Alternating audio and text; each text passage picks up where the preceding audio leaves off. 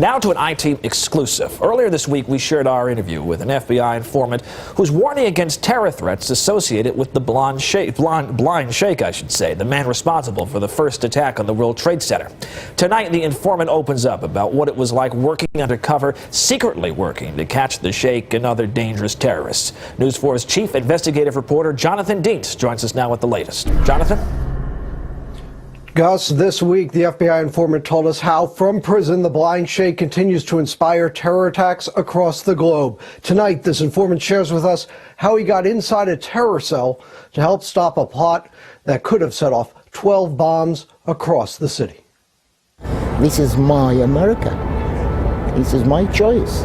FBI informant Emad Salem met us at Ground Zero and talked to us for the first time about why he risked his life to help the U.S. stop Sheikh Omar Abdel-Rahman and his followers from bombing New York. The original plan that we should blow the bomb on December, which Christmas Day, to spoil the American Christmas. It was 1992 and Salem warned the FBI, but after he told agents he would never testify in open court and polygraphs on him were inconclusive, Salem and the FBI parted ways.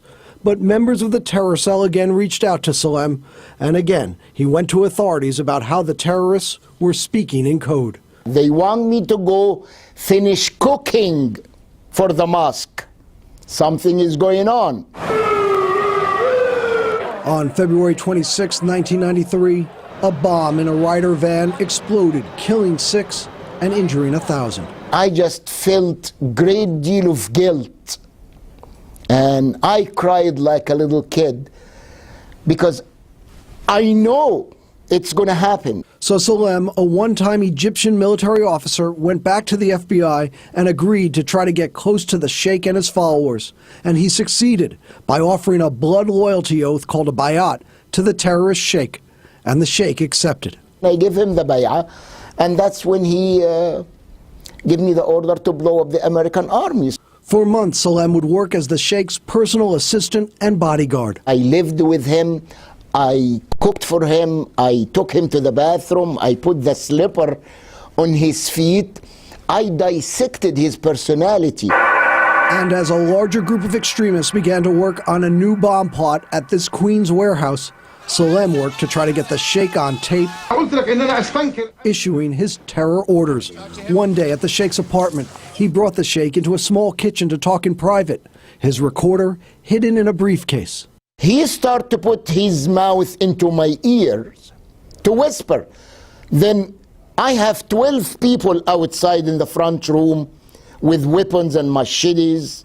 So I have to raise up the briefcase as much as I could to get it as close as possible to his mouth, to my left ear.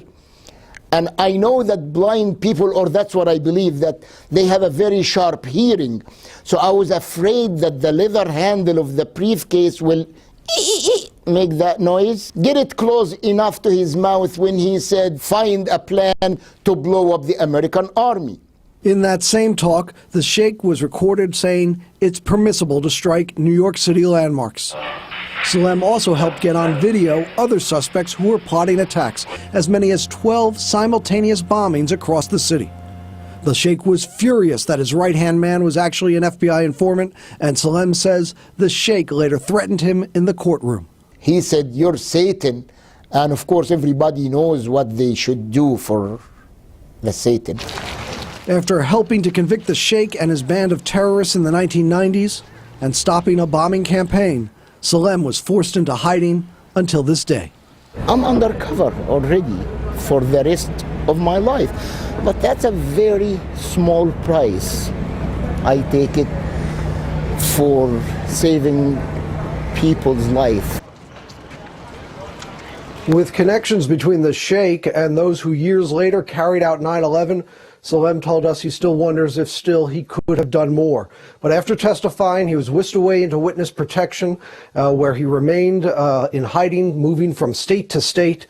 He says it took its toll on him, his wife, his small children at the time, but he says it was worth it, knowing the threats the city faced.